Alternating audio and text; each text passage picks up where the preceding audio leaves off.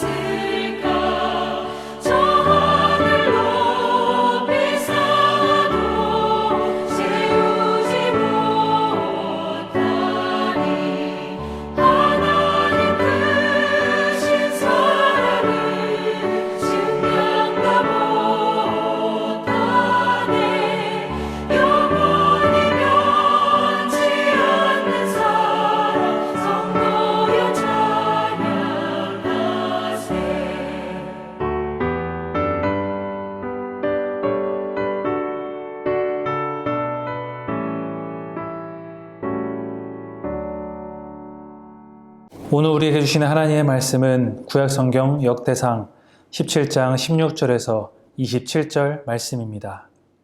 다윗 왕이 여호와 앞에 들어가 앉아서 이르되 여호와 하나님이여 나는 누구이오며 내 집은 무엇이기에 나에게 이에 이르게 하셨나이까. 하나님이여 주께서 이것을 오히려 작게 여기시고 또 종의 집에 대하여 먼 장래까지 말씀하셨사오니 여호와 하나님이여 나를 존귀한 자들 같이 여기셨나이다. 주께서 주의 종에게 베푸신 영예에 대하여 이 다윗이 다시 주께 무슨 말을 하오리이까? 주께서는 주의 종을 아시나이다.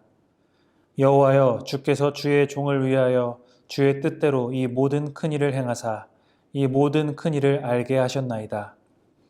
여호와여 우리 귀로 들은 대로는 주와 같은 이가 없고 주 외에는 하나님이 없나이다. 땅의 어느 한 나라가 주의 백성 이스라엘과 같으리이까? 하나님이 자기 백성을 구속하시려고 나가사 크고 두려운 일로 말미암아 이름을 얻으시고 애굽에서 구속하신 자기 백성 앞에서 모든 민족을 쫓아내셨사오며 주께서 주의 백성 이스라엘을 영원히 주의 백성으로 삼으셨사오니 여호와여 주께서 그들의 하나님이 되셨나이다.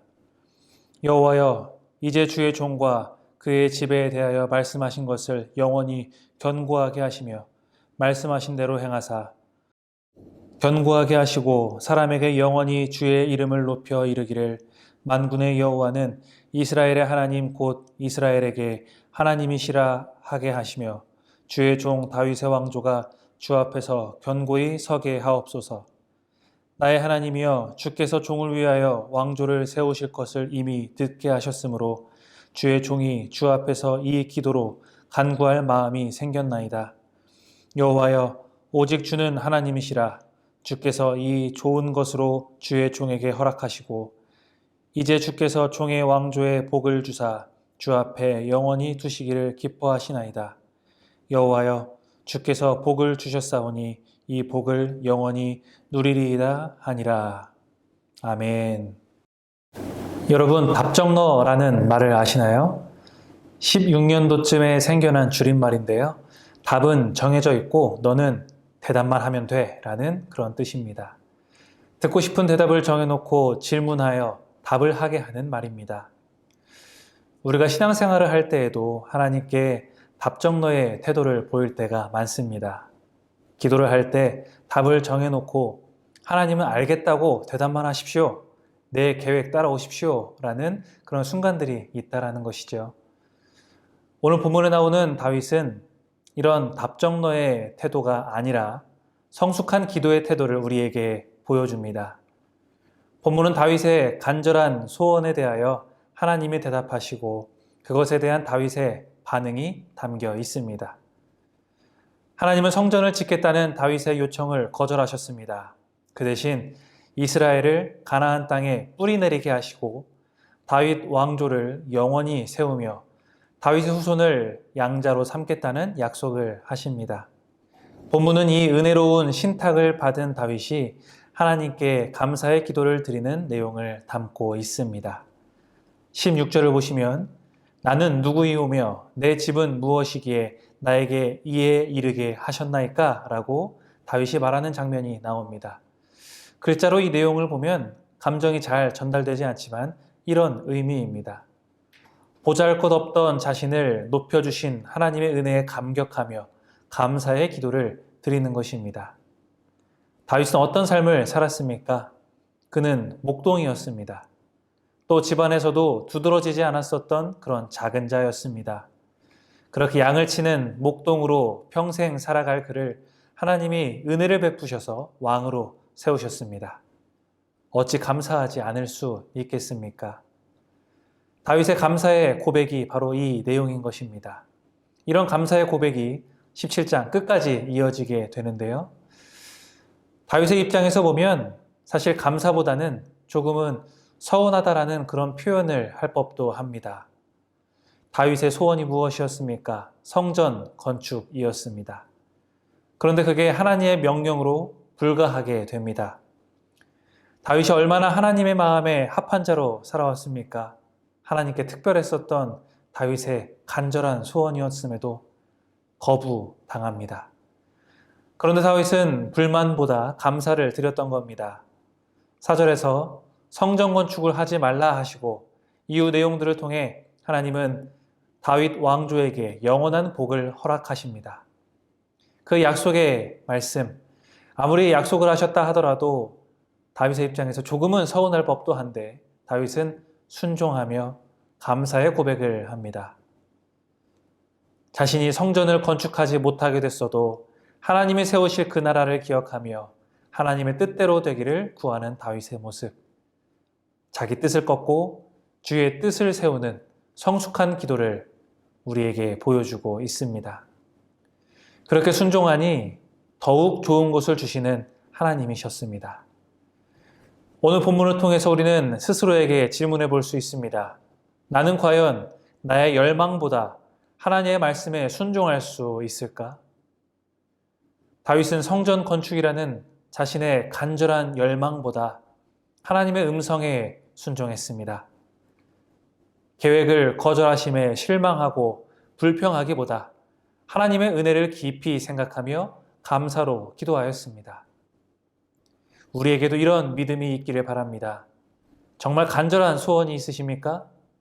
이것만은 내가 꼭 이루고 싶다고 평생을 노래했을지라도 하나님께서 아니라고 하시면 멈출 수 있는 순종이 우리에게 있기를 바랍니다. 하나님께 내 생각과 계획과 소원을 다 맞출 때 하나님은 우리가 바라는 것보다 더 큰 것을 예비하고 허락하십니다. 답은 정해져 있으니 하나님 대답만 하십시오.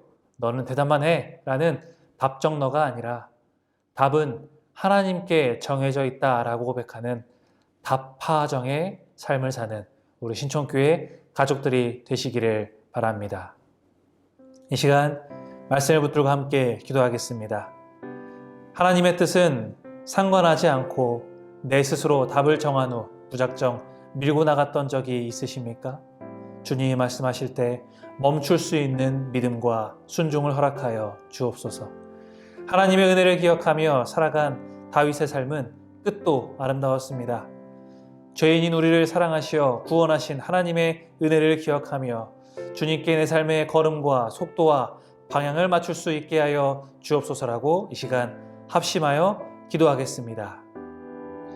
하나님, 순간순간 내가 원하는 대로 답을 정해놓고 하나님께 요구하던 모습을 회개합니다. 하나님이 원하시는 것을 여러 방향을 통해 확인했음에도 애써 외면하던 모습 또한 회개합니다. 연약한 우리의 믿음을 용서하여 주시고 주님 말씀을 순종하며 따라갈 수 있는 의지 주시옵소서. 주님, 다윗은 하나님께서 택하시고 인도하신 삶을 기억하며 그 은혜를 감사하는 삶을 살았습니다. 우리 역시 주님께 무한한 감사를 드릴 존재들임을 기억합니다. 죄인된 나를 살리시고 은혜로 지금까지 인도해 주신 것에 감사할 수 있는 우리가 되게 하여 주시옵소서. 또 내가 원하는 것을 얻지 못한다 하더라도 주님이 나를 가장 좋은 길로 인도하시고 계획하심을 우리들 믿고 나의 걸음을 주님께 맞출 수 있는 은혜 허락하여 주옵소서. 하나님, 내 삶의 주인은 주님이십니다. 내 삶은 주님의 것입니다. 주님이 나를 사랑하시어 택하시고 부르심으로 지금 이렇게 예배를 드리며 주님께 나아갈 수 있음을 고백합니다. 은혜를 기억하는 삶, 감사로 나아가는 삶이 되게 하여 주옵소서. 주님이 말씀하시면 가지고 있던 것도 내려놓을 수 있는 믿음, 가던 방향도 바꾸어 갈 수 있는 의지를 우리에게 허락하여 주시고 그런 삶을 주님이 복되게 사용하시어 이끌어가 주시옵소서. 예수님의 이름으로 기도드립니다. 아멘. 주기도문으로 가정예배를 마치겠습니다. 하늘에 계신 우리 아버지, 아버지의 이름을 거룩하게 하시며 아버지의 나라가 오게 하시며 아버지의 뜻이 하늘에서와 같이 땅에서도 이루어지게 하소서. 오늘 우리에게 일용할 양식을 주시고 우리가 우리에게 잘못한 사람을 용서하여 준 것 같이 우리 죄를 용서하여 주시고 우리를 시험에 빠지지 않게 하시고 악에서 구하소서. 나라와 권능과 영광이 영원히 아버지의 것입니다. 아멘.